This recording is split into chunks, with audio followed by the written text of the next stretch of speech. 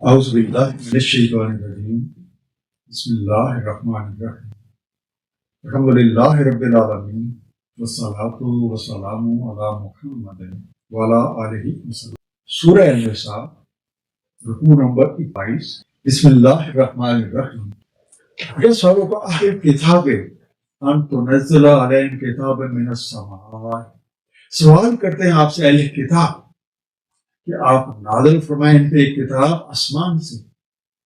وقال سألوا موسیٰ أكبر من ذلك وقالوا أرنا الله جهرة فأخذتهم الصاعقة بظلمهم۔ تحقیق سوال کر چکے ہیں یہ موسیٰ علیہ السلام سے اس سے بھی بڑا، تب کہا انہوں نے دکھائیے ہمیں اللہ تعالیٰ کھلم کھلا، تو آ لیا انہیں ایک کڑک نے بس باپ ان کے ظلم کو۔ ثم اتخذوا العجل من بعد ما جاءتهم البينات وعفونا عن ذلك، پھر یہ بنا بیٹھے بچڑا بعد اس کے آ چکے ان کے پاس دلائل روشن، بس ہم نے معاف کر دیا اس بارے میں۔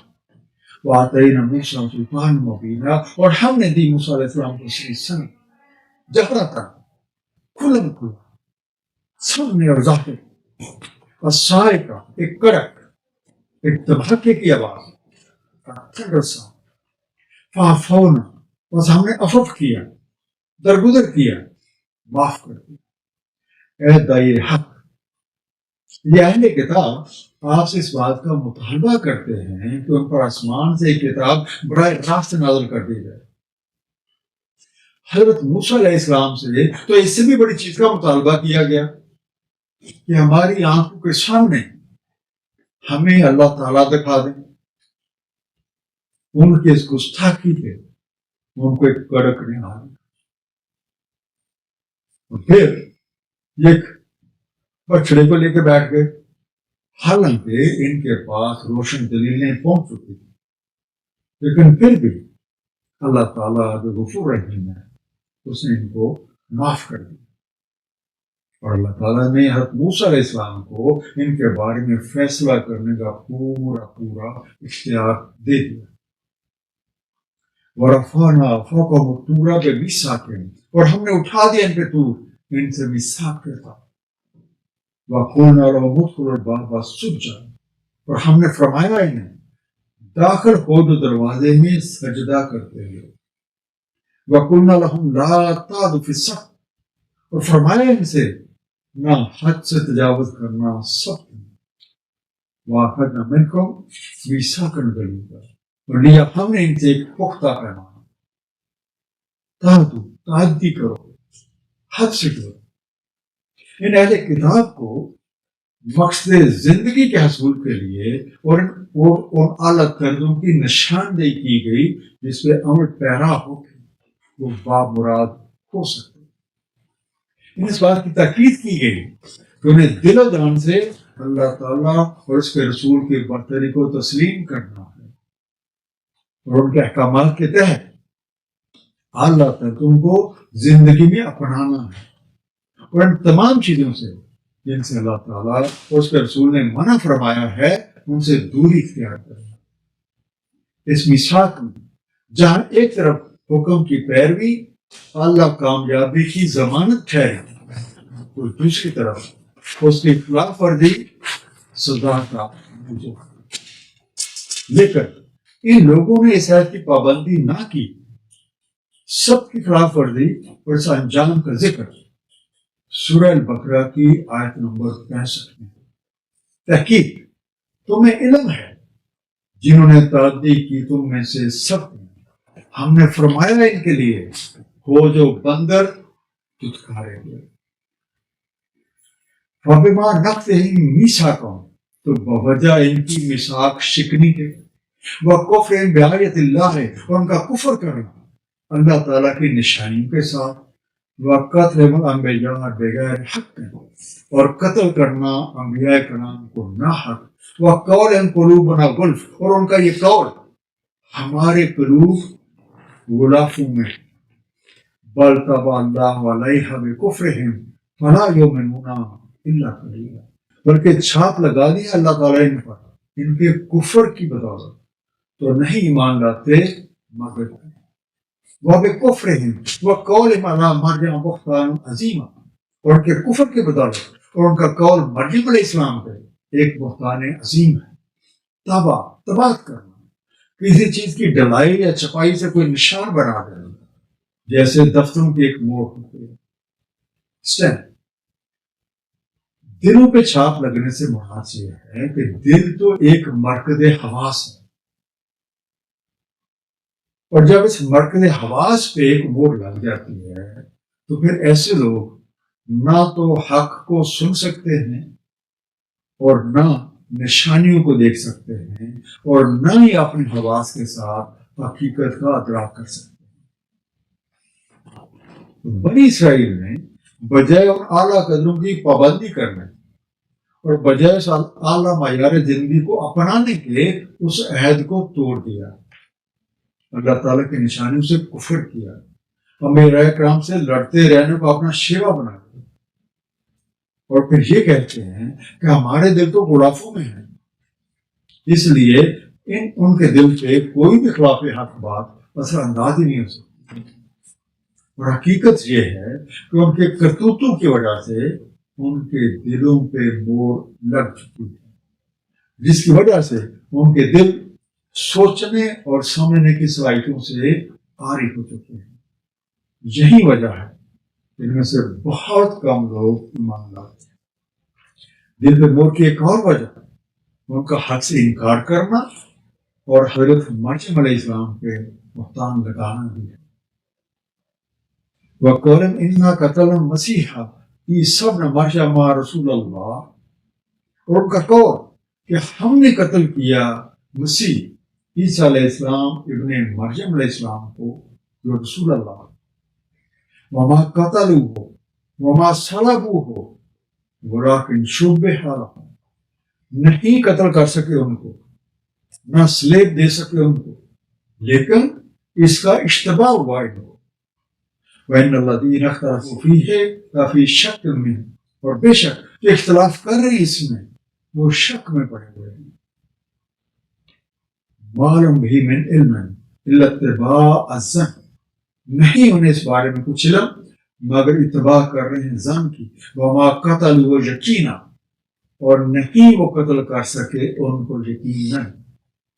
بَرَفَعَهُ اللَّهُ إِلَيْهِ وَكَانَ اللَّهُ عَزِيزًا حَكِيمًا، بلکہ رفعت دی ان کو اللہ تعالیٰ نے اپنی طرف کی، اور اللہ تعالیٰ عزت والا حکمت والا ہے۔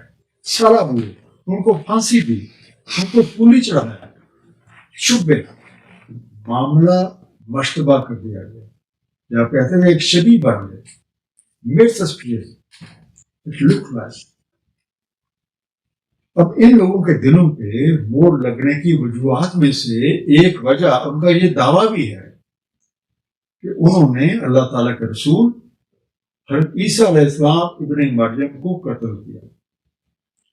سورہ نساء کی یہ دونوں آیات 157 اور 158 ایک بہت بڑی حقیقت پہ روشنی ڈالتی ہیں اور کئی غلط عقائد کو رد کرتی ہیں۔ اس لیے یہ دونوں آیات خصوصی طور پہ غور و فکر کی متقاضی ہیں۔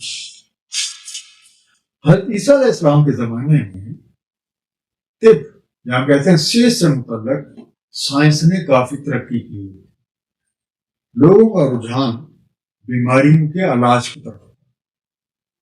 حضرت عیسیٰ علیہ السلام نے وقت کی ضرورتوں کے مطابق مردوں کو زندہ کیا، برس اور کوڑ جیسے لا علاج امراض جو ہیں ان سے لوگوں کی جان چھڑائی، اندھوں کو آنکھیں دی، اور آپ کے یہ تمام معجزے صحت اور طب سے متعلق۔ اس زمانے کے لوگوں کو یہ تو معلوم تھا کہ کوڑ اور برس نہایت موذی امراض ہیں، اس لیے ان سے احتیاط لازم ہے، مگر وہ یہ نہ جانتے تھے کہ ان کی اصل وجہ کیا ہے۔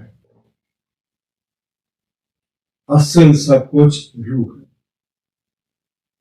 حضرت عیسیٰ علیہ السلام اللہ تعالیٰ کے رسول، انہیں روح کا عرفان حاصل تھا، اور انہیں یہ حقیقت معلوم تھی کہ کائنات میں ہونے والی ہر حرکت اللہ تعالیٰ کے امر کن کی وجہ سے۔ حکم کن کے دائرے میں حرکت کرنے والا ایک ایک ذرہ اللہ تعالیٰ کے حکم کا پابند ہے۔ اسی بات کو اللہ تعالیٰ نے سورہ آل عمران کی آیت نمبر 45 میں بیان فرمایا ہے، ان اللہ یبشرک بکلمات منہ، اللہ تعالیٰ بشارت دیتا ہے تجھے ایک کلمہ، ایک حکم کی۔ حضرت مریم علیہ السلام کو اس آیت میں کلمہ یعنی حکم کن ہے، جہاں حضرت عیسیٰ علیہ السلام کو کلمہ کہا۔ حضرت عیسیٰ علیہ السلام کے کالب میں اللہ کا امر اللہ کے حکم سے حرکت میں ہے۔ اس کا مطلب یہ ہوا کہ حضرت عیسیٰ علیہ السلام کی ذات امر ہے۔ یہ جسم حقیقی ذات امر نہیں ہے، بلکہ حقیقی ذات وہ روح یا وہ کلمہ ہے جو اللہ کے حکم سے حضرت مریم علیہ السلام کے رحم میں پھونکی گئی۔ اور اس حقیقت کا انکشاف ہمارے سامنے کی دونوں آیتوں میں موجود ہے۔ ایسے لوگوں کا یہ دعویٰ کہ انہوں نے عیسیٰ علیہ السلام کو قتل کیا بالکل غلط ہے، حالانکہ نہ تو وہ ان کو قتل کر سکے اور نہ سلیب پہ چڑھا سکے، بلکہ یہ معاملہ ان کے لیے مشتبہ کر دیا ہے۔ مسیحوں میں بھی اس بارے میں اختلاف ہے، وہ بھی اس معاملے میں شک میں پڑے ہوئے ہیں، اور ان کے پاس کوئی قطعی علم نہیں ہے، بلکہ وہ صرف گمان کی پیروی کر رہے ہیں۔ اصل بات وہ ہے جو اللہ تعالیٰ نے فرمائی تھی کہ وہ نہ حضرت عیسیٰ علیہ السلام کو قتل کر سکے، بلکہ ان کو اللہ تعالیٰ نے اپنی طرف اٹھا لیا، کیونکہ اللہ تعالیٰ غالب اور حکمت والا ہے۔ آیت نمبر 158 پہ غور کریں، اس میں رفع کا لفظ استعمال کیا گیا۔ رفع سے مراد ہوتا ہے پستی سے بلندی کی طرف اٹھانا۔ اللہ تعالیٰ فرماتے ہیں کہ لوگوں کی ناقدری کی وجہ سے اللہ تعالیٰ نے اپنے امر کی اس روشنی کو واپس آنے کا حکم دیا، اور لوگوں نے جو اذیت انہیں پہنچائی تھی اس کے صلے میں اللہ نے انہیں اپنی ذات کا عرفان عطا فرما دیا۔ یعنی رفع اللہ سے مراد اللہ کی ذات کا عرفان ہے۔ اور ان لوگوں کا حال یہ ہے، بعضوں خود انہیں قتل کرنے کے بعد بھی مشتبہ ہو گئے اور گمان کرنے لگے کہ قتل کیا ہے یا نہیں کیا۔ ان کے شعور اور ان کی عقلوں کو اللہ نے بند کر دیا، ان کی نظروں پہ پردے ڈال دیے تاکہ وہ حقیقت کو جان ہی نہ سکے۔ حقیقت جو اللہ کا امر ہے، حکم ہے، اس کا کلمہ ہے، اس کی روح ہے، جو مسیح ہے، اور وہ اللہ کا رسول ہے۔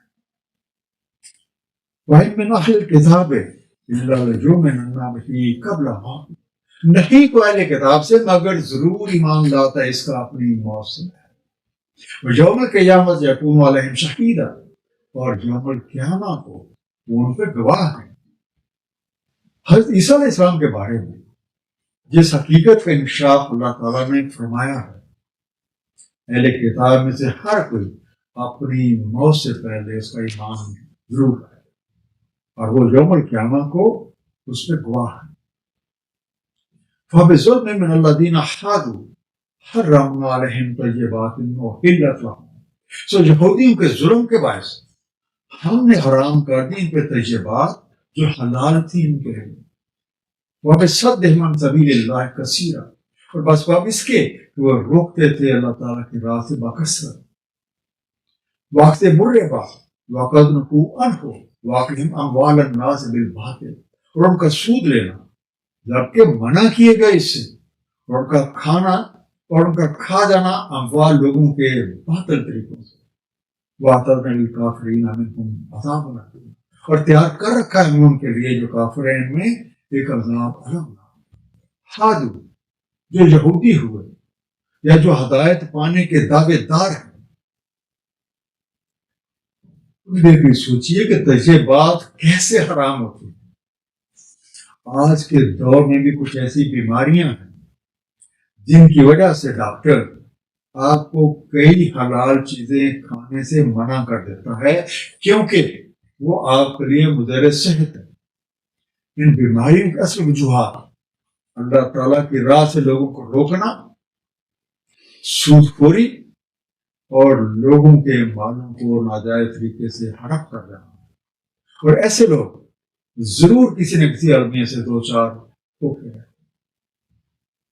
لیکن الراسخون فی العلم منکم والمؤمنون، لیکن جو راسخ فی العلم ہے ان میں سے اور ایمان والے ہیں، جو منونا بما انزل الیک وما انزل من قبلک، وہ مانتے ہیں اس کو جو نازل ہوا آپ کی طرف اور جو نازل ہوا آپ سے پہلے، والمقیمین الصلاۃ والمؤتون الزکاۃ والمؤمنون باللہ والیوم الآخر، اور صلاۃ قائم رکھنے اور تزکیہ حاصل کرنے والے ہیں، اور وہ ایمان رکھتے ہیں اللہ تعالیٰ اور یوم آخر کا۔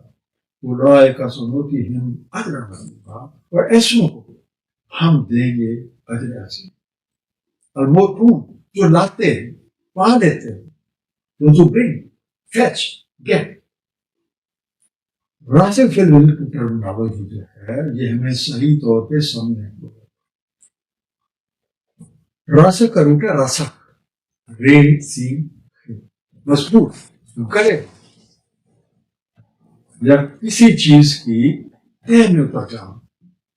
اس لحاظ سے راسخ فی العلم سے مراد وہ لوگ ہیں جو تحقیق اور غور و فکر کے ساتھ علم کے یقینی درجے کو پا لیتے ہیں، یعنی علم شے اور شے کی حقیقت کو جان لیتے ہیں۔